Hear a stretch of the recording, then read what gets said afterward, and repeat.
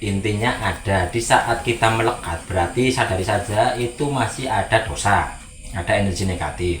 Nah tadi seperti contoh Mbak Kartini mengatakan di saat sedih atau khawatir itu muncul, kita berafirmasi nih tenang, damai dan bahagia. Tapi kalau kita merujuk kepada ya itu udah pas, tapi ada yang lebih pas lagi. Di saat khawatir muncul, berarti di situ kita sedang lalai kepada Tuhan kita. Maka di saat rasa-rasa kita yang seperti itu muncul, kita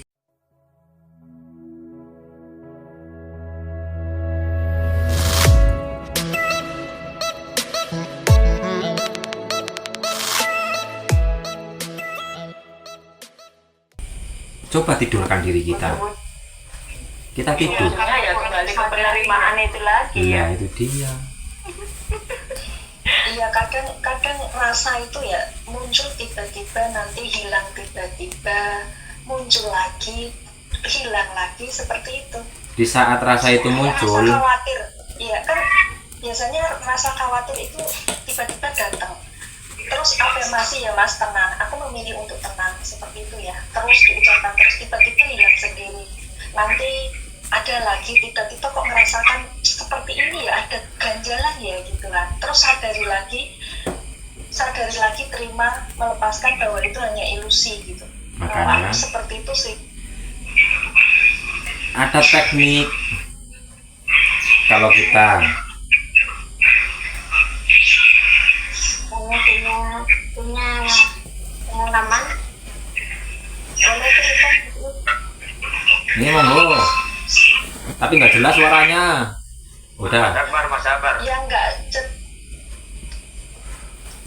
Halo. Ya yang nggak bicara di mute dulu, yang nggak bicara di mute dulu. Sudah. Udah. Bisa Oke. Halo. Bisa. Halo. Ini saya punya cerita, Mas Is. Bisa Mas Is dengar? Dengar Bu. Halo. Halo Oh, iya. Bandung. Saya punya cerita, ya, insya Allah semoga menjadi inspirasi dari Bapak Ibu di sini. Saya ingin melepas kemelekatan yang sudah puluhan tahun melekat di diri saya, tapi tidak bisa. Akhirnya suatu saat saya diajari secara tidak langsung oleh Mas Is. Saya rasakan dan saya lepaskan. Saya rasakan dan saya lepaskan begitu saya kaget juga.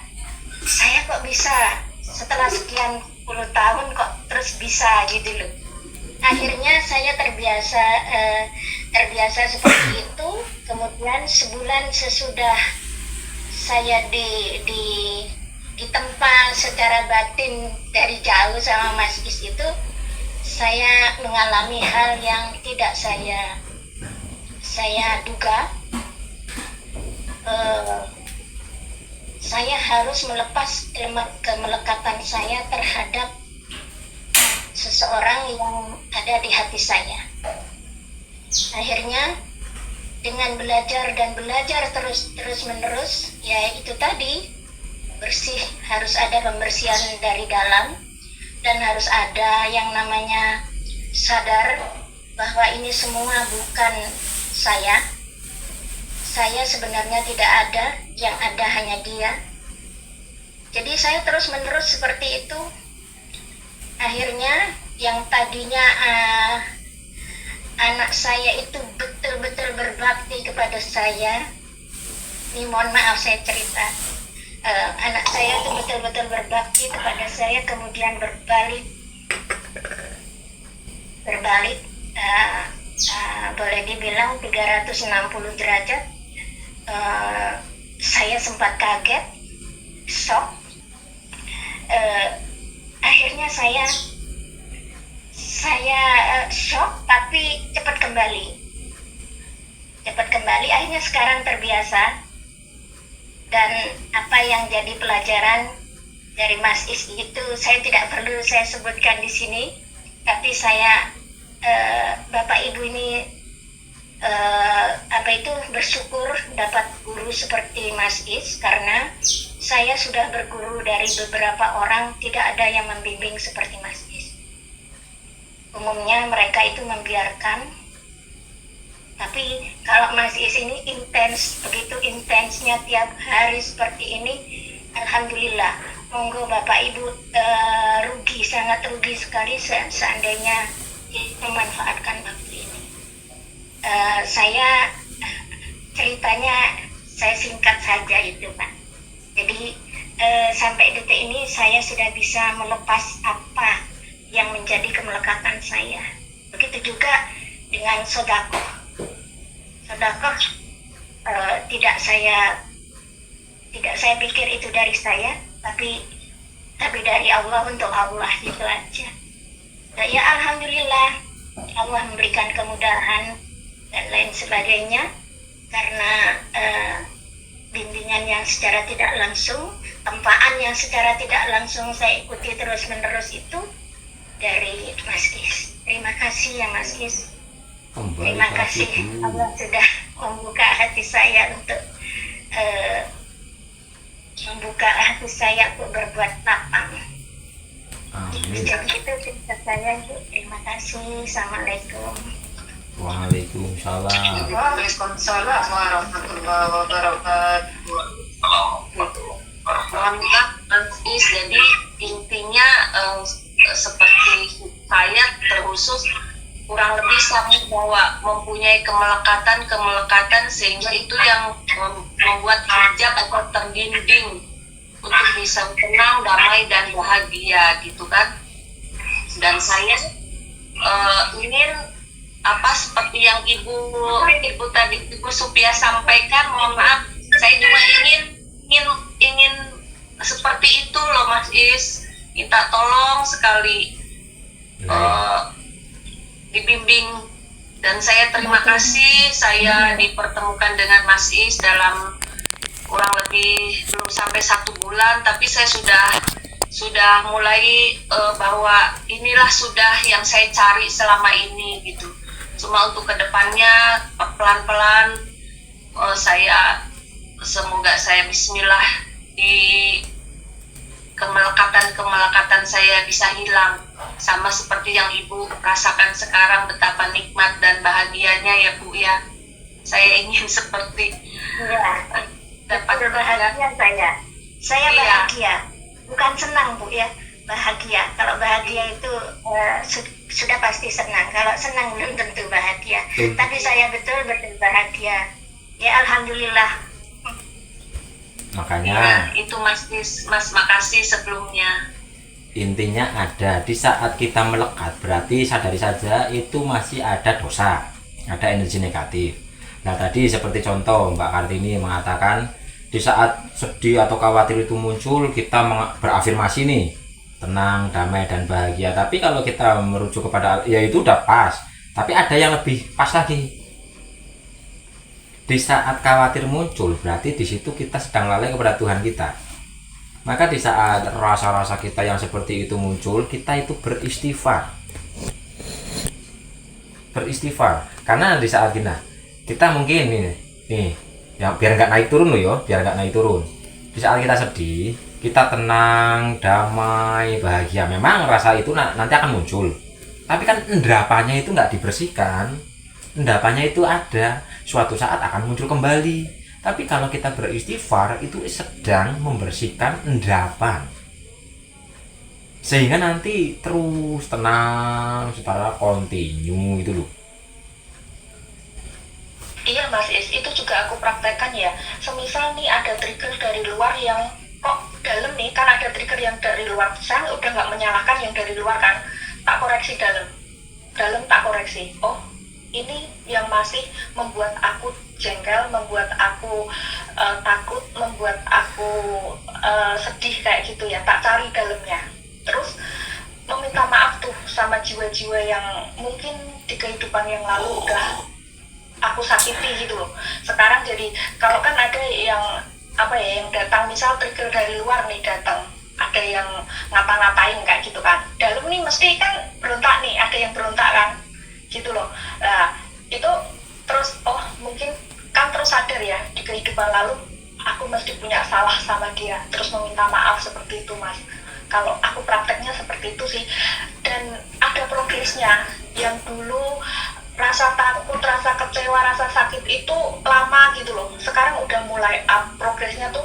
Yang dulunya biasanya sampai jam-jam, terus progres setengah jam, terus progres lagi jadi 5 menit kayak gitu loh, seperti itu. Tapi proses masih ada rasa-rasa itu, cuma nggak terlalu intens banget lama gitu ya. Sekarang udah mulai bisa menguasai diri gitu loh ya, dengan praktek itu meminta maaf, terus berafirmasi seperti itu ya.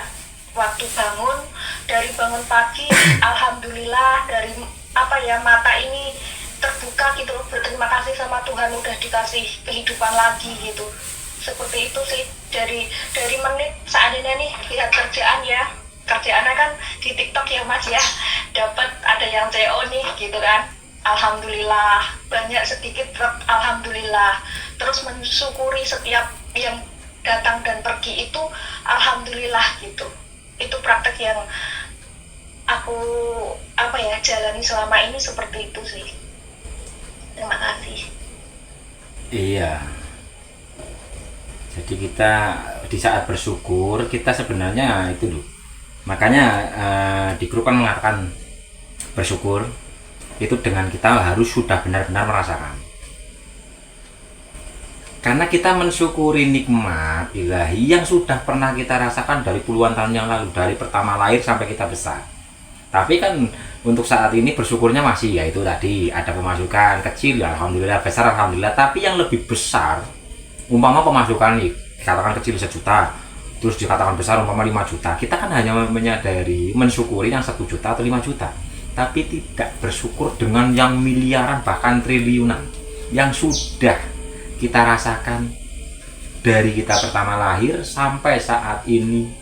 Jantung kita umpama penyakitan, umpama untuk berobat berapa, habis berapa, paru-paru, ginjal kan sudah kita rasakan. Kalau itu diuangkan kan sungguh sangat banyak. Ya, kenapa kita hanya mensyukuri yang hanya 1 juta atau 5 juta? Kenapa yang triliunan tidak kita syukuri? Ya ini tubuh utuh kita ini.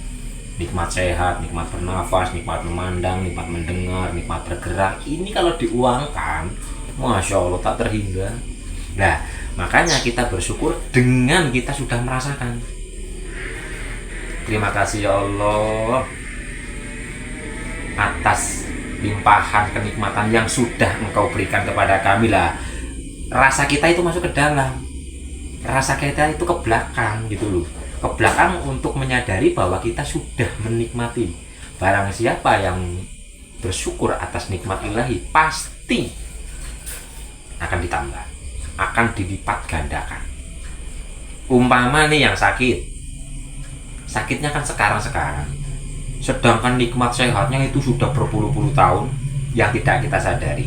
Makanya mulai kita sadari, ya Allah terima kasih ya Allah atas kenikmatan yang sudah Engkau berikan kepada kami ya Allah.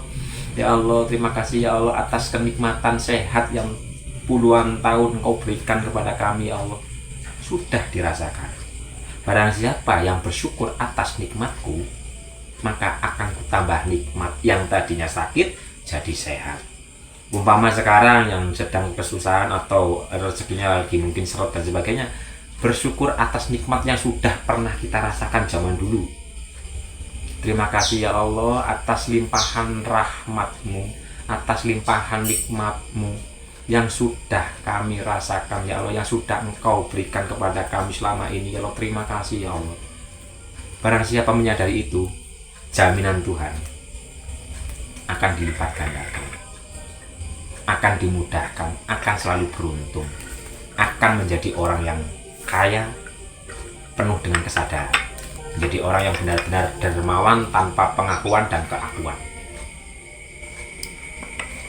Tuh rasa syukur. Jadi kita bersyukur. Kalau merasakan seperti yang Mas Is utarakan tadi itu, jadi kita kalau sakit itu tidak mudah mengeluh karena kita menyadari bahwa mungkin misalnya gini, saya hari ini sakit, misalkan sakit gigi atau apalah, itu jadi ingat kemarin kenapa saya harus mengeluh. Dari kemarin 1 tahun yang lalu saya baru sakit gigi, sekarang kok mengeluh gitu loh. Jadi seperti itu loh Mas. Jadi apa ya, lebih syukuri yang kemarin itu loh, sakitnya itu udah enggak hanya dinikmati tapi tidak dikeluhkan, itu hanya menikmati sakit itu sendiri, itu loh Mas. Bener Mas itu. Makanya apa? Apalagi nih Bapak Ibu, anaknya udah gede-gede, harusnya memperhatikan di saat anak kita kecil. Anak kecil di saat mau tumbuh pola itu pasti sakit. Jadi sakitnya itu bukan hukuman, sakitnya itu adalah naik derajat. Anak kecil yang tadinya belum bisa berangkang, mau berangkang yo diare, yo panas, mau berjalan yo diare, yo panas, yo rewel. Lah kita di saat sedang sakit, kita bersyukur, terima kasih ya Allah, Engkau sedang mengangkat derajat kami ya Allah, Engkau sedang memuliakan kami ya Allah. Ya Allah, terima kasih ya Allah, kami ikhlas ya Allah untuk menerima sakit ini ya Allah. Sehingga nanti kita mau sembuhnya itu bukan karena ego, karena apa? Perintah ilahi apa sih? Kita kan merawat alam sehingga tidak terlalu berambisi, jadi kita akan menikmati prosesnya. Oke, jadi bersyukurnya itu seperti itu. Bersyukur atas nikmat yang pernah kita rasakan. Lebih memaknai kalau sakit itu adalah kode. Misalkan perut saya yang lagi sakit, Perut itu adalah kode agar perut minta diperhatikan. Tapi perut sakit itu karena pikiran yang keliru. Maka perhatikan pikiran kita, perbaiki pikiran kita, perbaiki rasa kita, perbaiki prasangka kita. Karena kode perut sakit itu sebenarnya kepada pikiran, kepada perasaan, kepada prasangka. Kalau prasangka kita selalu baik, tubuh kita sehat. Tubuh kita ada kode, berarti ya perhatikan perut dan sambung lagi pikiran, sambung lagi kerasa gitu. Tapi serunya kan emang di proses itu Mas, kalau udah dapet kayak kita mau apa udah dapet ya udah gitu-gitu doang rasanya gitu. Tapi prosesnya itu kan yang tumplek yang keren banget lah. Kalau kita benar-benar sudah merasakan seperti itu, yang ada hanya kenikmatan. Jadi setiap saat kita itu dipenuhi oleh kenikmatan, dan endingnya adalah kita selalu bersyukur, ya Allah, terima kasih ya Allah, kenikmatan yang begitu luar biasa. Jadi bukan biasa-biasa aja, luar biasa, karena kita selalu dalam surga, kita selalu dalam kenikmatan itu sendiri. Yang ada hanyalah apa? Ya kenikmatan. Makanya nikmat mana lagi yang kita dustakan? Tuh, yang ada hanya alhamdulillah. Luar biasa gitu ya Mas. Iya lah, sekarang kita menganggap biasa-biasa aja, berarti energinya kan biasa aja. Duh, luar biasa gitu lah, kita anggap rasa itu biasa-biasa aja. Luar biasa agar menjadi orang yang luar biasa. Orang luar biasa kan orang-orang istimewa lah, orang biasa aja. Kata-kata adalah doa Lah, Dewi. itu dia Kata-kata doa Dewi. Monggo. Berarti penyakit itu berapa persen dipengaruhi sama pikiran? Gimana? Berarti penyakit itu banyak banget terciptakan. Timbulnya karena banyak pikiran. 90% penyakit tercipta karena pikiran yang kurang selaras dengan penerimaan. Makanya mulailah terima saja dulu penyakitnya, akui saja, oh ya ini penyakit, ini karena diri kita sendiri, ya Allah ampunilah kami ini ya Allah. Kita akui saja dulu, jadi terima saja dulu, iya ini saya berpenyakit karena dulunya kita gimana, kita terima saja dulu, kita akui. Makanya bertobat, beristighfar itu adalah pengakuan dulu. Kita akui. Kadang-kadang kan beristighfar itu tidak mengakui. Ya mungkin lesan kita astagfirullahaladzim, tapi sini kan kenapa ya kok saya gini, kenapa ya kok saya gini, udah nggak usah kenapa kok saya gini, kenapa kok saya gini. Iya ya Allah, kami akui kami begini karena kelalaian kami ya Allah. Gini yang namanya perut itu karena kekhawatiran. Intinya penyakit di perut berarti kita khawatir atau mempunyai rasa ketakutan kepada masa depan, kepada sesuatu, maka perut akan kena. Nah kalau perut sudah kena, diisi umpama pedes ya sakit. Tapi kalau perut sehat, ya jangan lebih jangan ekstra pedes lah. Ya tetap perih nanti ujung-ujungnya. Makanya perhatikan apa yang kita makan gitu loh. Kalau di hidung Mas, di pernapasan Apanya? tuh? Kalau di hidung, di Kalau- pernapasan. Kebanyakan pikiran Bu, kayak apa itu sinusis. Ya, Itu karena terlalu pikir keras, pikirannya terlalu keras, keras. Penerimaannya. Nah iya, mikir banget gitu loh.